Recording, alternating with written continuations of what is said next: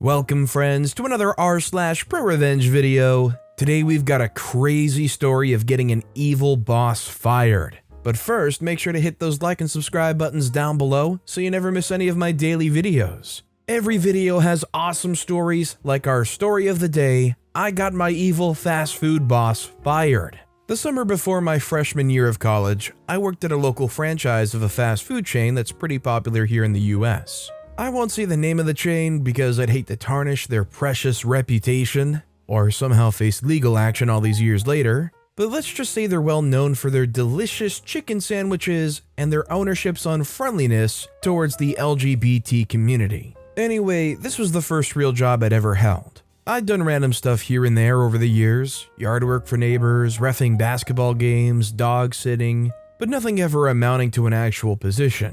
You know, something with wages and a uniform and all that good stuff. At the start of the summer, I was actually excited for the job though. Working at a fast food restaurant wasn't exactly the most glamorous thing in the world, sure, but I knew I'd at least be making money. Something my teenage self had a definite lack of, and I also knew several of my school friends had worked at the same franchise before. They never complained to me about work, so how bad could it really be? I also had a really pleasant interview to get the job. The man who had conducted it had been a nice older gentleman, graying hair, roundish face, soft smile, who had kindly reassured me that the work wasn't too bad and that I would quickly receive a raise in my hourly wage once I completed their mandatory training. At the time, I'd assumed he was going to be my boss and that it was going to be his calm presence and kind demeanor running the work environment. Boy, how nice that would have been. Anyway, on my first day of work, I walked into the restaurant and made my way into the back kitchen area where I was supposed to be working that summer. Not seeing Mr. Carlson, the man for my interview, I approached a kitchen worker who was putting together sandwiches. Excuse me, I said, is Mr. Carlson here? It's my first day and I'm... Mr. Carlson, the guy interrupted. Mr. Carlson's not here right now, I don't think. He doesn't really come in that often, just for special occasions, prospective employee interviews, that kind of stuff. But isn't he the manager, I asked? How can he not come in that often? The guy looked at me confused. Mr. Carlson's not the manager, he's the franchise owner. She, he said, nodding towards a middle-aged woman, is the manager. I looked over at the lady he had pointed out. She was short, thin, and seemed to have a permanent frown carved onto her face. It looked like she was chewing someone out at the other end of the kitchen. As I was studying her, she suddenly turned around, locked eyes with me, and began making her way over to where I was standing. The guy I'd been talking with noticed her walking over too, and quickly went back to his sandwiches. Nice to meet you, man, but I've got to get back to work. The name's Nate, though. He paused for a second and then looked back at me. Good luck. Before I had the chance to ask him what sort of luck I would need frying nuggets and putting together sandwiches, suddenly, the manager had made it across the kitchen and was right at my side. "You're late," she said to me, emphasizing the last word like it was a crime on par with murder. Not really a great first impression to make with your new boss, is it? Late, I asked, genuinely confused. I thought my shift was supposed to start at 12:30, and it's 12:33, she said, like that somehow she cleared the confusion up. Not 1 minute late, not 2 minutes late, but 3 entire minutes late. Was she serious right now? I say, well, I got here at 12:30. I just wasn't sure where to go, and I was looking for... Nope, she said, interrupting me like a preschool teacher. That's not what we're gonna do right now. Make excuses like that. That's the kind of stuff that's gonna get you sent right out that door, she said, pointing to the exit. When I tell you you messed up, all I want to hear is, "I'm sorry, Miss Connie. It won't happen again." Understand? I gave Miss Connie the most professional nod I could muster in that moment, but she made a sort of motion with her hand, like she was waiting for more. After a few seconds, I got it. "I'm sorry, Miss Connie," I said with gritted teeth. "It won't happen again." She nodded smugly to herself, apparently satisfied with my apology, then turned around and told me to follow her. "And make it quick. You've got a lot of work to catch up on." After that, the rest of my 8-hour shift went about as well as my first conversation with Miss Connie had gone. There was genuinely a lot of stuff to pick up on about working in the kitchen. For one thing, how to properly put on a hairnet, how to work the deep frying machines, how to operate the industrial dishwasher, how to determine if the pickle slices were too big or too small, how long to keep the sandwich buns in the toaster for. The list of insanely specific instructions seemed to grow bigger and bigger as the day went on, and I struggled to keep it all fresh in my head. But that was nothing compared to the nightmare that was Miss Connie. I don't even know how to explain it, other than to say that I basically experienced that first interaction I had with her for the entire day on repeat for 8 hours. There was just no relief from her presence. At the frying station, at the dishwasher, at the sandwich counter, there she was, breathing down my neck, watching me like a hawk, criticizing my every move. When I finally got on a 15-minute break 5 hours into my shift, I half expected her to follow me into the restroom and critique the way I stood at the urinal. You're probably assuming that from this description that Miss Connie was at least the one leading me around the kitchen and, showing me how everything was supposed to be done. But nope. That job went to my main man Nate from earlier, after Miss Connie had barked at him to get over here and show this idiot how we do things. Miss Connie's job, in reality, seemed to just consist of standing right beside me, scowling, and interrupting whatever I was attempting to do with some sort of insanely specific, always unhelpful comment every 5 seconds. I kid you not when I say I didn't get through a single task that day without having to endure some sort of infuriating little nitpick. As I was taking a container of nuggets out of a deep fryer, "You're not holding that handle tightly enough. Are you trying to kill us all with boiling oil?" I had both hands on the handle and about as secure a grip as humanly possible as I was putting pickle slices on sandwich buns. "That slice right there is not even close to the right size. I said around the size of a nickel, not the size of a penny. Are you even listening to me?" I looked it up later. The size difference between a penny and a nickel is, wait for it, 2 millimeters. 2 millimeters. As I was scrubbing dishes in the back after the restaurant had closed, "I can't believe I seriously have to tell you this. Scrub the pan clockwise, not counterclockwise. I shouldn't have to be the one holding your hand through every little thing you do." I'm not even gonna comment on this one. Needless to say, by the end of my 8-hour shift that day, I was beyond done with Miss Connie. Ready to quit, ready to leave and never return. Ready to find a new job. Ready, honestly, to do anything else that didn't involve being paid a minimum wage to spend 8 hours in a hot, loud kitchen with the most frustrating boss imaginable. Somehow, though, with every sign pointing at me to find something better, I decided to stay. I only had 2.5 months before summer was over. I reasoned to myself, I could stick it out for that long. And besides, it couldn't possibly get any worse than it had been on the first day, right? Right? Narrator voice, he was not right. It could, in fact, get worse. Much, much worse. As I would learn quite well through my time working with her that summer, Miss Connie was not just rude or frustrating or overly zealous about clockwise dish scrubbing. No, that was just the surface level stuff. The kind of stuff you'd pick up on from one day working with her.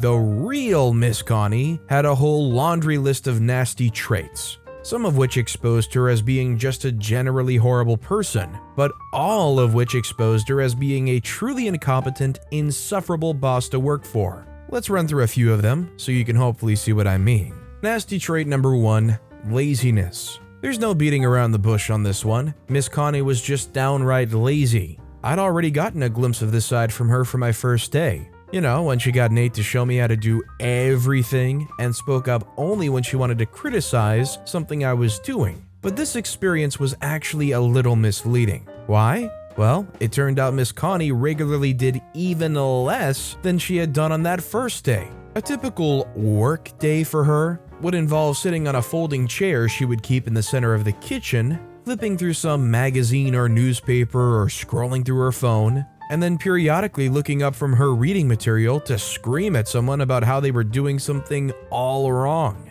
The only reason she would get up from her chair would be to use the restroom, or more often, to chew someone out if they felt they deserved more than a regular sitting down reprimand. The worst part about it is that we, the regular workers were never allowed to sit down, not even for a second. And we were working minimum 8-hour shifts. If you've ever been on your feet for more than 4-5 hours at a time, then you know what I'm talking about when I say that towards the end of those shifts, our legs and feet were burning. But if Miss Connie ever caught one of us even leaning against the counter to try to reduce some of that pain, she was out of her precious chair in an instant, yelling and screaming about how unprofessional and lazy we were. I don't think she really had a grasp on the concept of irony. Nasty trait number 2, incompetence. Others might say idiocy. You would think someone with the gall to sit in a folding chair all day, barking orders and screaming about the right way to do something, would at least know what they're talking about, right? You know, on a basic, this is how the machine works kind of level. Well, think again, because Miss Connie knew nothing about how the kitchen operated. I remember one time in particular when the consequences of her incompetence were really put on full display. It was a Sunday afternoon, around lunchtime, so we were at our absolute peak hours of busyness. Frankly, we were always busy. Monday, Saturday, lunchtime, dinner time, it didn't matter. People were coming in droves. For whatever reason though, this particular Saturday was even busier than usual. The drive-through line was wrapped 2 times around the building. The inside dining area was filled to the brim with people waiting to order, and the kitchen, well, the kitchen was struggling. On this particular day, I had the great luck of being the one operating the deep frying machines. This meant in essence that the entire kitchen's rate of output was dependent on how fast I could operate the fryers and push out fresh chicken. I was frying as fast as I possibly could, putting down basket after basket of nuggets and fillets, but we were still drowning in orders. There was just no way to keep up with the sheer number of people at the restaurant. After about 15 minutes of trying to remedy the situation from the comfort of her folding chair, Miss Connie suddenly decided that enough was enough and that she needed to help by getting in my ear and yelling at me. "You need to make the fryers go faster," she screamed. "This is unacceptable." Now, I had to simultaneously keep the fryers going and keep up a conversation with my crazy boss. "They're going as fast as they possibly can, Miss Connie," I try to explain. "I've got all of them running at max temperature." "Max temperature? I know they can do more than that. I've done it myself. Set this next batch to a higher setting." If I put it to a higher setting, the fryer could break or the "Stop arguing and do it." I knew there was no reasoning with her, so I reluctantly set a new basket of nuggets into the oil and clicked the fryer into a higher setting. Something that Nate had specifically told me never to do. After about 30 seconds, the fryer started making a whining sound like it was being strained too hard. "Miss Connie, I don't think this is good for the fryer," I said. "I need to put it back down to its normal setting or it might..." "Quit with the back talk and just cook. I think I would know better than you anyway." Sure enough though, after another 30 seconds, the fryer suddenly made a loud pop noise and all the lights on its exterior turned off. I held the power button down, desperately trying to reset it, but it was useless. The fryer was down, and we still had nearly 100 orders to fill. Miss Connie was obviously furious at me. "I'm not sure what you did to cause this, but you are in deep trouble. You better hope that fryer doesn't need to be replaced or it's coming out of your paycheck." Fortunately for me and my paycheck, the fryer wasn't permanently broken and didn't have to be replaced altogether. It was, however, completely non-functional for the rest of the day, causing our order backlog that afternoon to become even worse, and Miss Connie to become even more insufferable as we struggled to keep up with demand. But wait, there's more. Nasty trait number 3, racism. Yes, you heard that right. On top of everything else, the laziness, the rudeness, the incompetence, Miss Connie was also horribly racist. At first, it was just a couple of questionable statements here and there, stuff about how certain customers, who always happen to be minorities, were making her feel unsafe, or about how a black teenager playing rap music in the drive-thru line was probably in a gang. But then it started to get even more obvious, to the point that there was no way she could deny it. Sometimes she would be sitting on her folding chair, flipping through a magazine or scrolling through her phone, and she would suddenly look up and, talking to no one in particular, say something blatantly offensive like, "This country was so much better off before we started caving into black people's demands," or "I just wish I could snap my fingers and get us back to how it was in the 50s. Yeah. Luckily, no one working in the kitchen was a minority. In hindsight,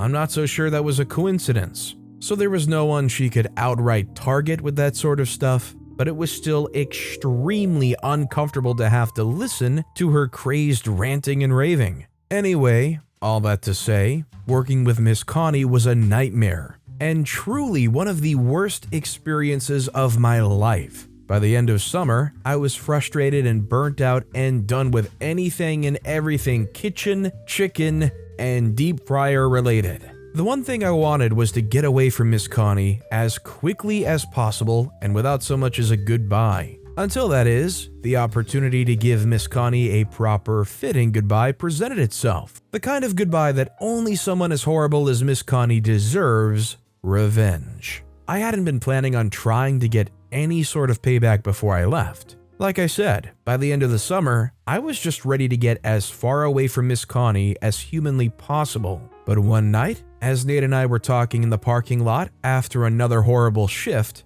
a plan started to come together. The conversation started out like any other. "Well, that was fun," I said sarcastically. "I almost wish the restaurant stayed open later so I could work another 8-hour shift." Nate laughed and said, "Yeah, right, I think I'd literally rather walk on broken glass than spend another 8 hours in that dungeon." I laughed back. Come to think of it, I probably would too. I paused for a second. We'd almost reached our cars. "You know, Nate, as terrible as this summer's been, I'm glad I was able to meet you. I'm almost sorry to have to leave and strand you here all alone with Miss Crazy." "Wait a second," Nate said. "You're leaving too?" "Too?" I looked at him confused. "Does that mean you're leaving soon as well?" He said, yeah, man, I'm getting the heck out of here. I've already wasted 2 years at this stupid place. Surely I can find something better than this." He paused. "Friday's my last day, and after that, I'm gone." "Dang," I said. "Friday's my last day too. I guess that's just gonna leave Mark and Brandon here." Mark and Brandon were the 2 other kitchen workers. "Guess so," he said. "Although Brandon has been talking about quitting this job so he can do school full-time. But if Brandon quits, that would just leave..." I looked over at Nate to see if he was thinking the same thing I was. He nodded. "That would just leave one person here," he laughed. "And imagine if Mark left too. It would literally just be Miss Connie in the kitchen. She would be screwed." That's when it came to me. "Wait," I said. "You know how Friday's supposed to be super busy because of that basketball tournament? Well," I continued, "what if instead of quitting after Friday, we quit before Friday, and we convince Mark and Brandon to quit too? Miss Connie would be by herself in the kitchen, trying to keep up with the orders on maybe the busiest day we've had this summer." Nate looked at me smiling and said, "I think that might be the best plan I've ever heard." After that conversation in the parking lot, all that was left to do was to convince Mark and Brandon to join in on our plan. Brandon had been planning to quit for some time, so he agreed to the plan almost as soon as we proposed it to him.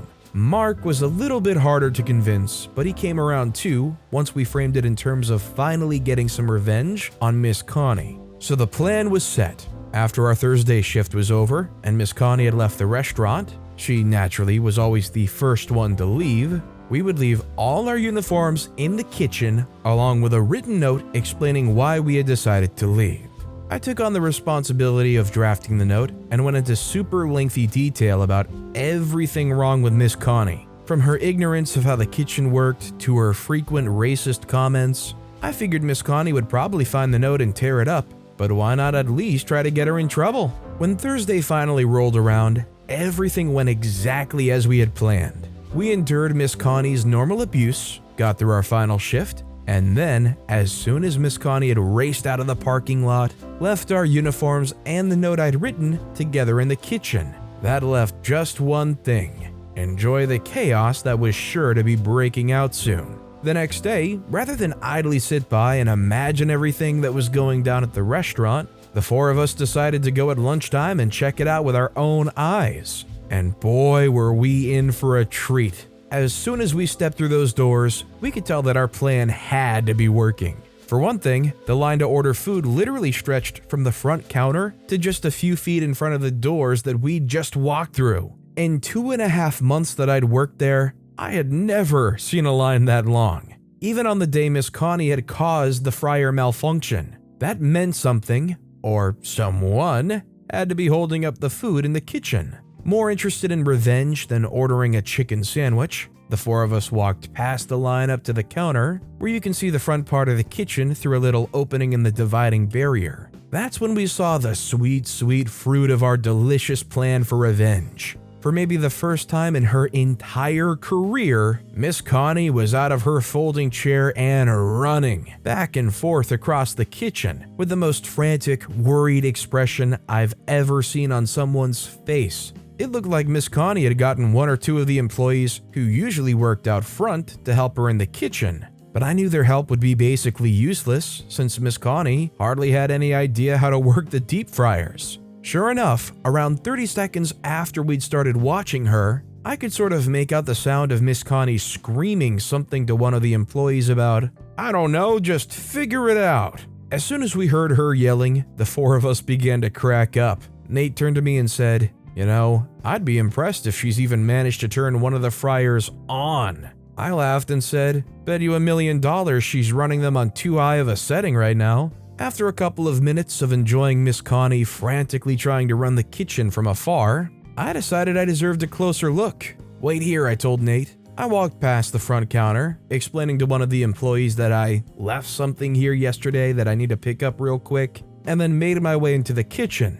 Miss Connie spotted me almost as soon as I stepped through the door, running up to me with a look of pure hatred on her face. "You idiot," she screamed. "You were supposed to be here 3 hours ago. Where in God's name have you been?" "Did you not get the note we left?" I asked. "It should have explained everything." "Note? What note?" she yelled. "You know what? Never mind. It doesn't matter. Just put on some gloves and help me with these fryers. We're swamped right now." "No can do," I said, as I began to head back towards the exit. I was actually just about to be on my way. "On your way? On your way? If you step out that door, you are fired. I mean, done here." "No need for any of that," I said as I opened the door. "I quit." As I closed the kitchen door behind me, I could hear the muffled sound of Miss Connie's yelling. After that, the four of us decided to leave, having seen what we had come to the restaurant to see, plus a little more. In the parking lot, we have a sort of impromptu victory celebration, letting out a few celebratory cheers and sharing a couple "F you, Miss Connie" high fives. Then we all said our goodbyes, shook hands, and drove away in our respective cars. The job was done. Victory had been won. I thought that was going to be the end of the situation. But a week after that Friday, Nate called me out of the blue. "Dude," he said when I picked up the phone, "did you hear about what happened to Miss Connie after we left?" I told him I hadn't, so he proceeded to fill me in, and man was it good. Apparently at some point after we'd left the restaurant that day, Mr. Carlson, the franchise owner, had showed up, presumably after being told there was some sort of problem with the kitchen staff and ridiculously long lines for food. When he got there, he obviously went straight to the kitchen to see what the problem was, only to find Miss Connie, along with 2 employees who didn't work in the kitchen, attempting to operate frying machines that none of the 3 knew how to use at all. As if that wasn't bad enough for Miss Connie, Mr. Carlson then found the uniforms and the note we had left there the night before. Apparently in all of her frantic running around and trying to operate the fryers, Miss Connie had never paused long enough to see the note and to get it before someone else.